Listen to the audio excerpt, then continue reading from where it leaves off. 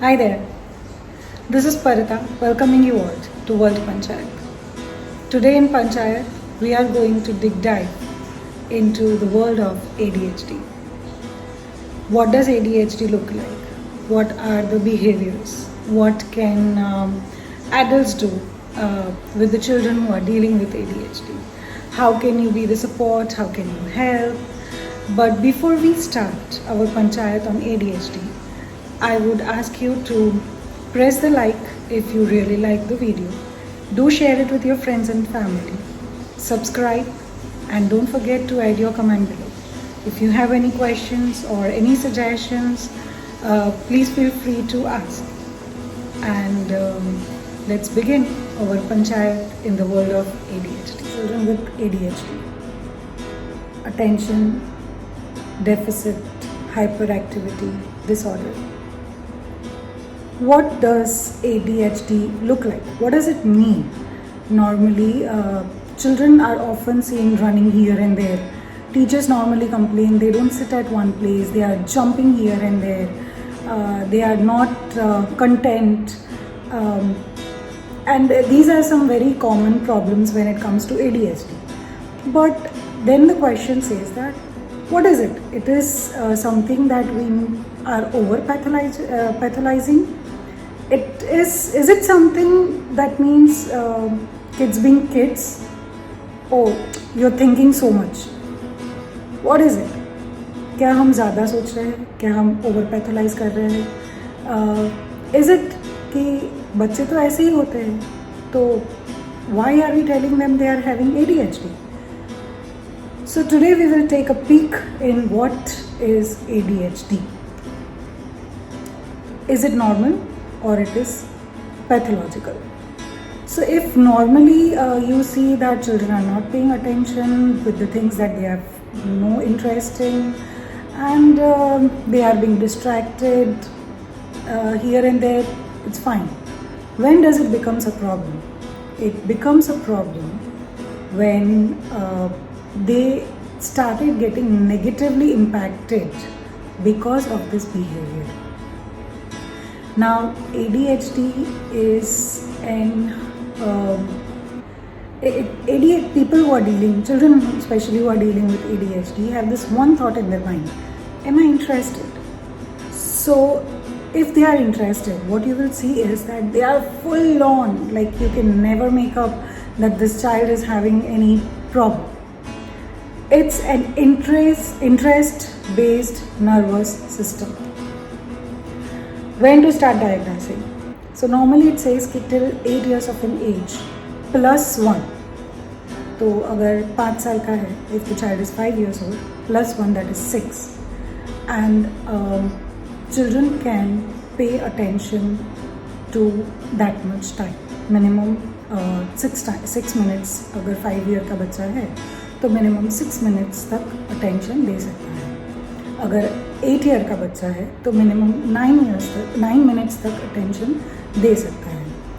और above 9 years they are expected to pay attention till 30 minutes and so. So chronological age till 8 years +1 if you do it, that is what is their attention time is. You will see that they are having problem not at only one place, but in social, personal and occupational or school hazards. You will see that they are having this stress in every single thing. ADHD is persistent, chronic persistent neurological disorder. You can describe ADHD in 3 ways. 1, inattentive type, 1, hyperactive, impulsive hyperactive type, and 3rd, the combination of both, inattentive and impulsive hyperactive. Now, before we jump in or dive into finding out exactly what ADHD is, let's first understand what are the myths of ADHD. When normally they will say that it's because of bad parenting, it's because he is a bad kid, he is having other problems like poor self-esteem, depression, anxiety, or he's not very intelligent, he doesn't have a good IQ, or he's hyper focused, that okay, so the children with ADHD, you can also find them to be hyper focused. So things that they like, as I said, it's an interest based activity. They are interested in interest based activities. So agar something which is very interesting to them, they will pay full focus, and you will see they are hyper focused in something. If let's say child with ADHD loves Lego, and if he is given Lego, he can spend hours and hours and nobody would even know that he is sitting over there. But otherwise he would be jumping here and there, and he will be everywhere. So what are the myths? It's bad parenting, it's bad kid. These are all myths. There is no such thing. This is a neurological illness. It has the ADHD has nothing to do with bad parenting or bad child. But yes, due to ADHD, the behavioral issues can be said that it is because adult didn't understand child with ADHD, and that may result in bad behavior, but not ADHD itself. It's attention deficit, and it's a chronic inability to maintain attention, focus with potential impulsivity and hyperactivity that affects day-to-day life of a child. Child will have not only trouble at school, but also at home or at any relative's place or any birthday parties. And normally you can see that he is like this everywhere. Appropriate diagnosis is very much important. In DSM, that is the mental health providers, psychiatrists, psychologists use to give the diagnosis. Diagnostic statistical manual is they have total 9 of inattention, out of which 6 is required, and also hyperactivity, they have 9 out of which 6 is required. It needs to have persistent for at least 6 months, clearly affect life in a negative way, and it is very significant way. And the most important thing, it cannot be because of any medical problem. So let's say if a child is on some medication and he's behaving jumpy because of these things, or he's showing the symptoms of ADHD because of some medical problem, then it needs to be ruled out before he enters the test of ADHD. Now, who can give you all this diagnosis? Certified clinicians or a certified doctors, psychiatrist can give you the diagnosis. Don't give this test wherever you feel like, and anybody, teachers and counselors in the school, they are trained to see the symptoms, but they cannot give you the diagnosis. If they see the symptoms, they will tell you to go to a certified place and to get the diagnosis. Let's understand ADHD in a very different way. So close your eyes for a second, and if I say, think tomatoes, what is that first thing come in your mind? Think tomatoes. What color you see? What shape you see? Okay. Normally we end up seeing red tomatoes, but we forget to think that tomatoes could be green too. Or if you have seen green tomatoes, sometimes we forget to see that there are red tomatoes too. Paradigm shift is important to understand and to be open-minded. Let's say if I show you a clove of garlic, would you expect an orange in there? No, it's an odd one out. But does that mean that orange has no values? Just because it's in the bundle which is representing garlic, does that mean that orange has no value? A child with ADHD looks different, behaves different, but that person or that child is not dumb.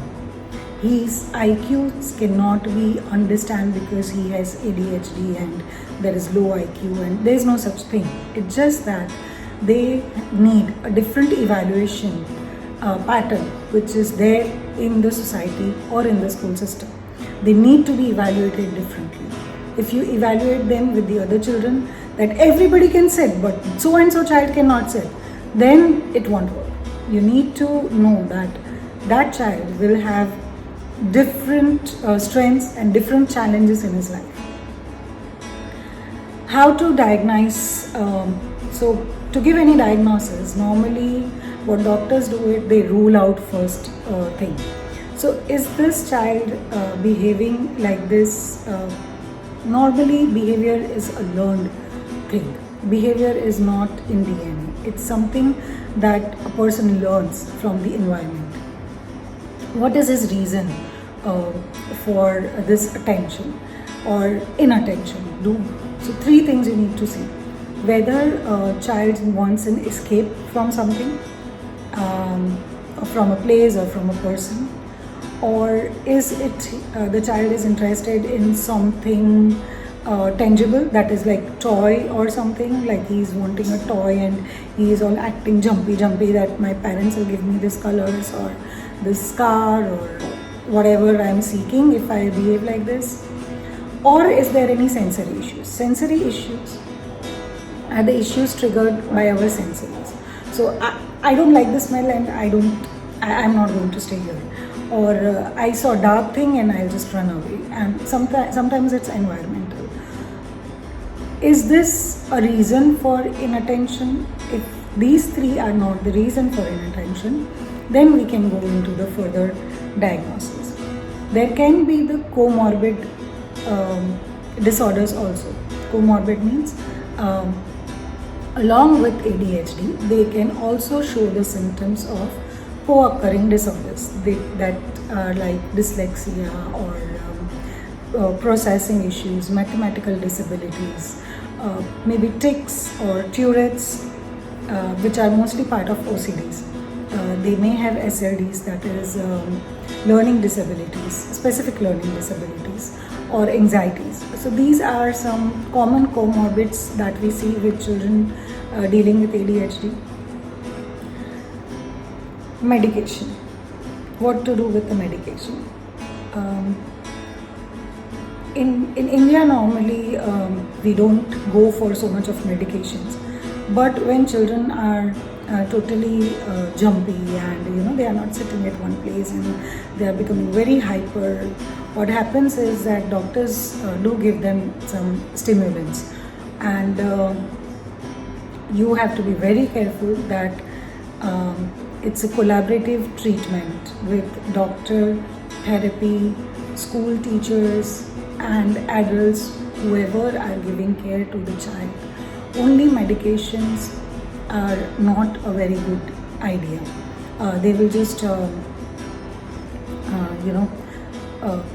slower the process of being very jumpy and sort of things, but it's not going to take away anything. And you need to understand that there's nothing wrong, they just think differently, and you need to give them the environment wherein they can act differently. What causes ADHD? 1800 studies shows that it's highly heritable. Mostly it's 90% genetic. And in functional MRI, it has found that a person with smaller prefrontal cortex is having high chances of having ADHD. And this prefrontal cortex is a place where executive decisions are taken. So children with ADHD will have difficulty taking those executive decisions.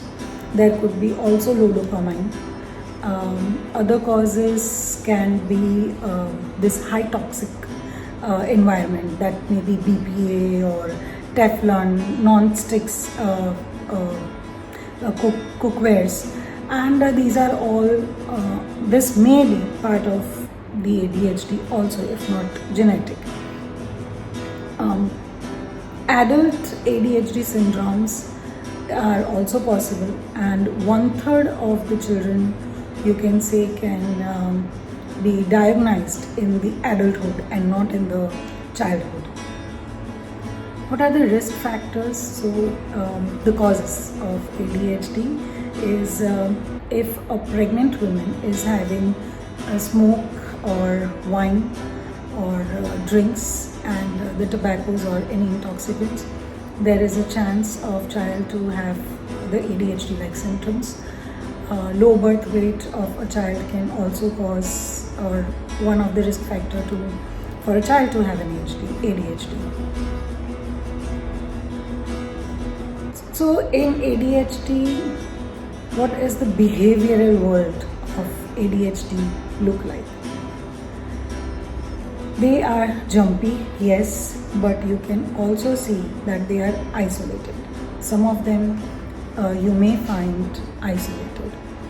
Normally boys are kind of jumpy and here and there and everywhere, and girls would be busy doodling and minding their own business, not making too much of friends. They will have difficulty socializing with others. She may not be able to sit at one place, but you will see her that she is highly focused, but she is not present over there.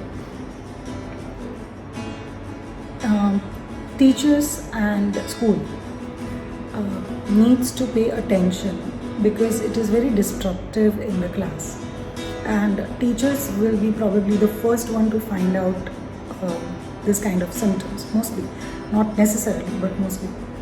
And they will say that children are not paying attention, or they can't wait for their turn. They blur out answers before their turn comes. They can't sit still. They absolutely cannot wait for their turn. They can also quietly isolate and mind their own business, and they are in their own space. When we are talking to them, you might feel that they are listening, but they are processing slow. They are not getting it as quickly as other children are getting. They might be seen daydreaming or drifting or not focusing from what they are supposed to do. So what can a parent do? Be a good enough parent.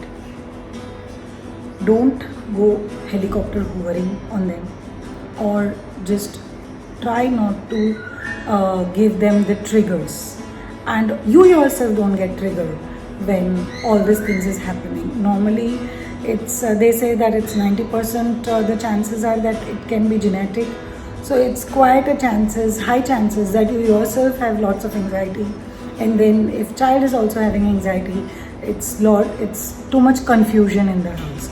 So be very careful, be aware of your own triggers, so that you can help your child very well.